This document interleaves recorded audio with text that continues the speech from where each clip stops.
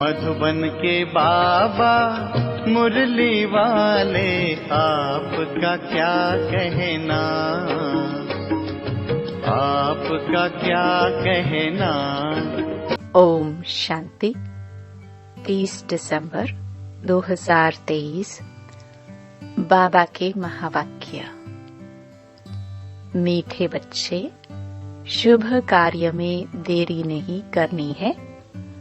अपने भाई बहनों को ठोकर खाने से बचाना है। भू भू कर आप समान बनाना है। प्रश्न: किस बात का अनर्थ होने से भारत कौड़ी मिसल बन गया है? उत्तर: सबसे बड़ा अनर्थ हुआ है जो गीता के स्वामी को भूल गीता ज्ञान से जन्म लेने वाले बच्चे को स्वामी कह दिया है। इसी एक अनर्थ के कारण सभी बाप से बेमुख हो गए हैं। भारत कौड़ी तुल्य बन गया है। अब तुम बच्चे बाप से सम्मुख में सच्ची गीता सुन रहे हो, जिस गीता ज्ञान से ही देवी देवता धर्म स्थापन होता है। तुम श्री कृष्ण के समान बनते हो। गीत: किसने यह सब खेल रचाया? ओम शांति। ब्राह्मण कुलभूषण बच्चे समझ गए हैं कि बरोबर हमको स्वर्ग में बहुत अपरम अपार सुख थे। हम बहुत खुशी में थे। हम जीवात्माएं स्वर्ग में बहुत मस्ती में थे। फिर क्या हुआ? रंग रूप की माया आकर चटकी। विकारों के कारण ही इसको नरक कहा जाता है। नरक तो सारा है। अब यह जो भ्रमरी का मिसाल देते हैं, भ्रमरी और ब्राह्मणी दोनों का काम एक है। भ्रमरी का मिसाल तुम्हारे ऊपर है। भ्रमरी कीड़े ले जाती है, घर बनाकर उसमें कीड़े डाल देती है। ये भी नरक है। सब कीड़े हैं, परंतु सब कीड़े देवी देवता धर्म वाले नहीं हैं। जो भी धर्म वाले हैं सब नरकवासी कीड़े हैं। अब देवी देवता धर्म के कीड़े कौन हैं?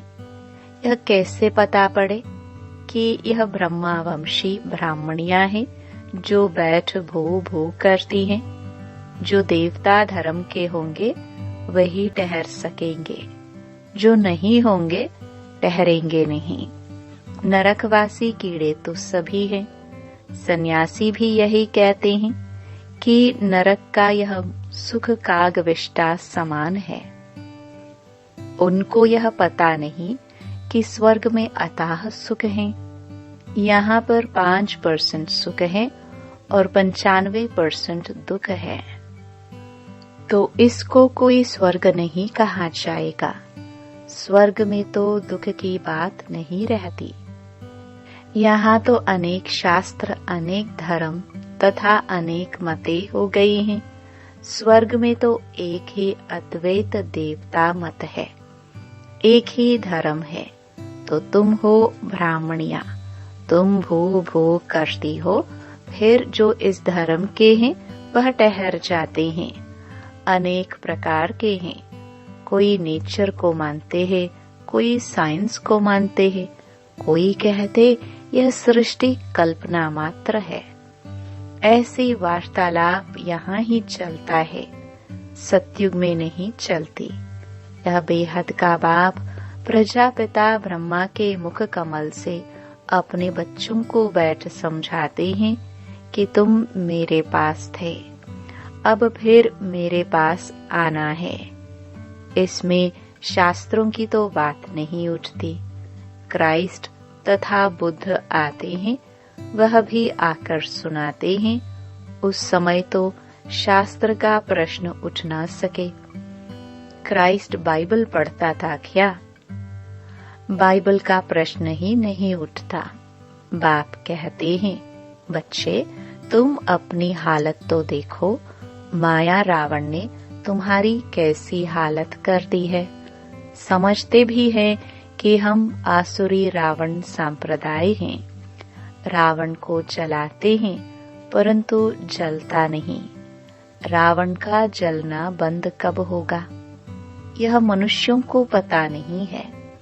तुम हो ईश्वरीय दैवी संप्रदाय, तुम बच्चे हो हमारे। अब मैं फिर आया हूँ तुम बच्चों को राजयोग सिखलाने। अनेक धर्म हैं, उनमें से निकालने में कितनी मेहनत लगती है। गीता भी कहाँ से आई।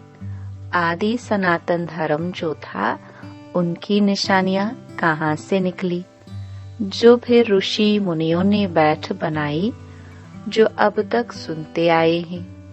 वेद किसने गाए, वेदों का बाप कौन है। बाप कहते हैं कि गीता का भगवान मैं हूँ। गीता माता रची शिव बाबा ने, उससे जन्म लिया श्री कृष्ण ने। उनके साथ राधे आदि सब आ जाते हैं। पहले है ही ब्राह्मण। तुम बच्चों को निश्चय है कि वह हमारा मोस्ट बिलवड बाप है, जिसको सब कहते हैं ओ गॉड फादर रहम करो। भक्त पुकारते हैं कि कैसे दुख से छूटे। अगर भगवान सर्वव्यापी हो तो फिर पुकारने की बात ही नहीं। मुख्य है गीता की बात। कितने यज्ञ आदि रचते हैं, अब तुम ऐसे पर्चे छपाओ। अब कितना अनर्थ हो गया है। जहाँ तहाँ देखो गीता लिखते रहते हैं। गीता किसने रची, किसने गाई, कब गाई, किसने बनाई, कुछ भी पता नहीं है। श्री कृष्ण का भी यथार्थ परिचय नहीं है। बस कह देते जिधर देखो सर्वव्यापी कृष्ण ही कृष्ण है। राधे के भक्त राधे के लिए कहेंगे सर्वव्यापी राधे ही राधे हैं। एक निराकार परमात्मा को ही कहे तो भी ठीक, सबको क्यों सर्वव्यापी कर दिया है। गणेश के लिए भी कहेंगे सर्वव्यापी। एक ही मथुरा शहर में कोई कहेंगे श्री कृष्ण सर्वव्यापी है, कोई कहेंगे राधे सर्वव्यापी है। कितनी मूंझ हो गई है। एक की मत न मिले दूसरे से। एक ही घर में बाप का गुरु अलग तो बच्चे का गुरु अलग। वास्तव में गुरु किया जाता है वानप्रस्थ में। बाप कहते हैं मैं भी आया हूँ इनकी वानप्रस्थ अवस्था में। दुनिया में तो जितना जो बड़ा गुरु होता है उनको उतना नशा रहता है। आदिदेव को महावीर भी नाम दिया है। हनुमान को भी महावीर कहते हैं। महावीर तो तुम शक्तियां हो। दिलवाड़ा मंदिर में शक्तियों की शेर पर सवारी है, फिर पांडवों की हाथियों पर। मंदिर बड़ा युक्ति से बना हुआ है। हूबहू तुम्हारा यादगार है। तुम तो उस समय होंगे नहीं जो तुम्हारा चित्र दे। मंदिर तो द्वापर में बने हैं, तो तुम्हारे चित्र कहाँ से आएंगे। सर्विस तो तुम अभी कर रहे हो। बातें सब अभी की हैं। उन्होंने बाद में शास्त्र बनाए हैं। हम अगर गीता का नाम न ले तो मनुष्य समझेंगे पता नहीं यह कौन सा धर्म है। कितनी मेहनत लगती है। वह इस दुनिया में सिर्फ धर्म स्थापन करते हैं। तुमको तो नई दुनिया के लिए बाप तैयार करते हैं। बाप कहते हैं मेरे जैसा कर्तव्य कोई कर ना सके। सब पतितों को पावन बनाना पड़ता है। अब तुम बच्चों को वार्निंग देनी पड़े। भारत में कितना अनर्थ हो गया है, जिस कारण ही भारत कौड़ी तुल्य बना है। बाप ने गीता माता द्वारा श्री कृष्ण को जन्म दिया। उन्होंने फिर श्री कृष्ण को गीता का स्वामी बना दिया है। गीता का स्वामी तो शिव है। उसने गीता से श्री कृष्ण को जन्म दिया। तुम सब संजय हो। सुनाने वाला एक शिव बाबा है। प्राचीन देवी देवता धर्म का रचने वाला कौन? ये सब लिखने में बुद्धि चाहिए। गीता से हम जन्म ले रहे हैं। मम्मा राधे और यह फिर श्री कृष्ण बनेगा। यह गुप्त बातें है ना। ब्राह्मणों का जन्म कोई समझ न सके। बात ही है श्री कृष्ण और परमात्मा की। ब्रह्मा, श्री कृष्ण और शिव बाबा, यह सब बातें गुह्य है ना। इन बातों को समझने वाला बड़ा बुद्धिमान चाहिए। जिनका योग पूरा होगा उनकी बुद्धि पारस बनती जाएगी। भटकने वाले की बुद्धि में यह ठहर ना सके। बाबा तुम बच्चों को कितनी ऊंची नॉलेज दे रहे हैं। विद्यार्थी अपनी बुद्धि भी चलाते हैं ना। तो अभी बैठकर लिखो। शुभ कार्य में देरी नहीं करनी चाहिए। हम सागर के बच्चे अपने भाई बहनों को बचाए। बेचारे ठोकर खाते रहते हैं। कहेंगे बीके इतनी रड़ियां मारती है, कुछ तो बात होगी। लाखों पर्चे छपाकर गीता पाठशालाओं आदि में बांटो। भारत अविनाशी खंड है और सर्वोत्तम तीर्थ है।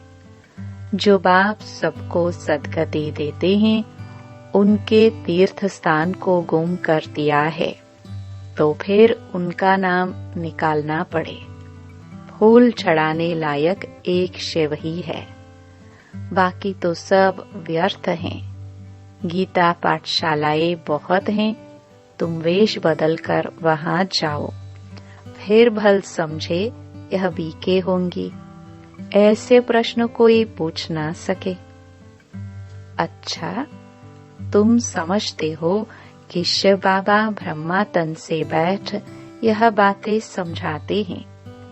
जो बाबा स्वर्ग का मालिक बनाने वाला है, वह अभी आया हुआ है। जब तक ब्राह्मण न बने, तब तक देवता बन न सके। ब्राह्मण कुल देवताओं से भी ऊंच है। सबकी आत्मा पावन हो रही है। तुम फिर नई दुनिया में पुनर्जन्म लेंगे। अच्छा, मीठे मीठे सिखिलदे बच्चों प्रति माता पिता बाप दादा का याद प्यार और गुड मॉर्निंग। रूहानी बाप की रूहानी बच्चों को नमस्ते। रात्रि क्लास 12 जनवरी 1969। तुम बच्चे एक बाप की याद में बैठे हो। एक की याद में रहना, इसे कहेंगे अव्यभिचारी याद। अगर यहाँ बैठे भी दूसरे कोई की याद आती है, तो व्यभिचारी याद कहेंगे। खाना पीना रहना एक घर में, याद दूसरे को करना, यह तो ठगी हो गई। भक्ति भी जब तक एक शिव बाबा की करते हैं, तब तक अव्यभिचारी भक्ति हुई। फिर औरों को याद करना, यह व्यभिचारी भक्ति हो जाती है। अभी तुम बच्चों को ज्ञान मिला है। एक बाप कितनी कमाल करते हैं। हमको विश्व का मालिक बनाते हैं, तो उस एक को ही याद करना चाहिए। मेरा तो एक, परंतु बच्चे कहते हैं शिव बाबा की याद भूल जाती है। वाह, भक्ति मार्ग में तो तुम कहते थे हम एक की ही भक्ति करेंगे, वही पतित पावन है। और तो कोई को पतित पावन नहीं कहा जाता, एक को ही कहा जाता है, वही ऊंच ते ऊंच है। अभी तो भक्ति की बात ही नहीं। बच्चों को ज्ञान है, ज्ञान सागर को याद करना है। भक्ति मार्ग में कहते हैं, आप आएंगे तो हम आपको ही याद करेंगे। तो यह बातें याद करनी चाहिए। हर एक अपने से पूछे, हम एक बाप को याद करते हैं या अनेक मित्र संबंधियों आदि को याद करते हैं? एक बाप से ही दिल लगानी है। अगर दिल और तरफ गई तो याद व्यभिचारी हो जाती है। बाप कहते हैं, बच्चे मामेकम याद करो, फिर वहां तुम्हें दैवी संबंधी मिलेंगे। नई दुनिया में सभी नए मिलेंगे। तो अपनी जांच रखनी है कि हम किसको याद करते हैं। बाप कहते हैं, तुम मुझ पारलौकिक बाप को याद करो। मैं ही पतित पावन हूँ। कोशिश कर और तरफ से बुद्धि योग हटाकर बाप को याद करना है। जितना याद करेंगे उतना ही पाप कटेंगे। ऐसे नहीं कि जितना हम याद करेंगे उतना बाबा भी याद करेंगे। बाप को कोई पाप थोड़ी काटने हैं। अभी तुम यहाँ बैठे हो पावन बनने लिए। शिव बाबा भी यहाँ है। उन्हें अपना शरीर तो है नहीं, लोन लिया हुआ है। तुम्हारी बाप से प्रतिज्ञा की हुई है, बाबा आप आएंगे तो हम आपके बन नई दुनिया के मालिक बनेंगे। अपने दिल से पूछते रहो। यह तो जानते हो, बुद्धि योग की लिंक घड़ी घड़ी बाप से टूट जाती है। बाप जानते हैं लिंक टूटेगी, फिर याद करेंगे, फिर टूटेगी। बच्चे नंबरवार तो पुरुषार्थ करते ही हैं। अच्छी रीति याद में रहे तो इस डायनास्टी में आ जाएंगे। अपनी जांच करते रहो, डायरी रखो। सारे दिन में हमारा बुद्धि योग कहाँ कहाँ गया, तो फिर बाप समझाएंगे। आत्मा में जो मन बुद्धि है वह भागती है। बाप कहते हैं, भागने से घाटा पड़ जाएगा। मुझे याद करने से बहुत फायदा है, बाकी तो नुकसान ही नुकसान है। याद करना है मुख्य एक को। अपने ऊपर खबरदारी रखनी है। कदम कदम पर फायदा, कदम कदम पर घाटा। 84 जन्म देहधारियों को याद कर घाटा ही पाया। एक एक दिन होकर 5000 वर्ष बीत गए, घाटा ही हुआ। अभी बाप की याद में रह फायदा करना है। ऐसे विचार सागर मंथन कर ज्ञान रतन निकालने हैं। बाप की याद में एकाग्रचित हो लगना है। कई बच्चों को कौड़ियां कमाने की चिंता रहती है। माया धंधे आदि के विचार ले आती है। धनवान को तो बहुत विचार आते हैं। बाबा क्या करे? बाबा का कितना अच्छा धंधा था। धक्के आदि खाने की दरकार ही नहीं थी। कोई व्यापारी आता था तो मैं पूछता था, पहले ये तो बताओ व्यापारी हो या एजेंट हो? तुम्हें धंधा आदि करते बुद्धि का योग बाप से रखना है। अभी कलयुग पूरा हो, सतयुग आता है। पतित तो सतयुग में जाएंगे ही नहीं। जितना याद करेंगे उतनी ही पवित्र बनेंगे। प्योरिटी से धारणा अच्छी होगी। पतित न याद कर सकेंगे न धारणा होगी। कोई को तकदीर अनुसार समय मिलता है, पुरुषार्थ करते हैं। कोई को समय ही नहीं मिलता है, याद ही नहीं करते। जिसने जितनी कोशिश कल्प पहले की है उतनी करते हैं। हर एक को अपने से मेहनत करनी है। कमाई में घाटा पड़ता था तो आगे कहते थे ईश्वर की इच्छा। अभी कहते हैं ड्रामा। जो कल्प पहले हुआ है वह होगा। ऐसे नहीं अभी 4 घंटा याद करते हो तो दूसरे कल्प में जास्ती करेंगे। नहीं, शिक्षा दी जाती है। अभी पुरुषार्थ करेंगे तो कल्प कल्प अच्छा पुरुषार्थ होगा। तो जांच करो बुद्धि कहाँ कहाँ जाती है। मल्ल युद्ध में बड़ी खबरदारी रखते हैं।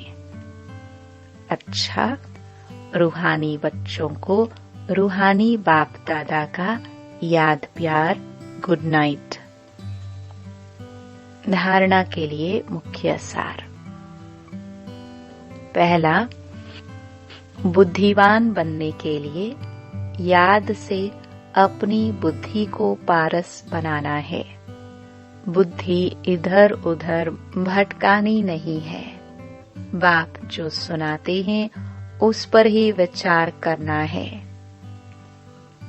दूसरा, भ्रमरी बन भू भू कर नरकवासी बने हुए कीड़ों को देवी देवता बनाने की सेवा करनी है। शुभ कार्य में देरी नहीं करनी है। अपने भाई बहनों को बचाना है। वरदान, समानता की भावना होते भी हर कदम में विशेषता का अनुभव कराने वाले विशेष आत्मा भव। हर बच्चे में अपनी अपनी विशेषताएं हैं। विशेष आत्माओं का कर्म साधारण आत्माओं से भिन्न है। हर एक में भावना तो समानता की रखनी है, लेकिन दिखाई दे कि यह विशेष आत्माएं हैं।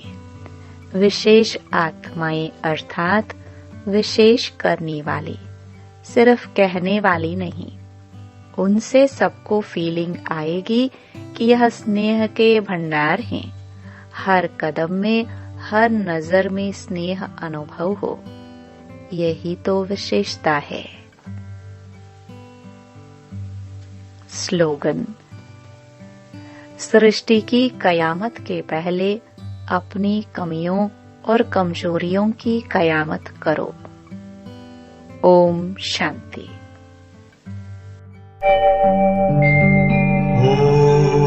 ओम शांति।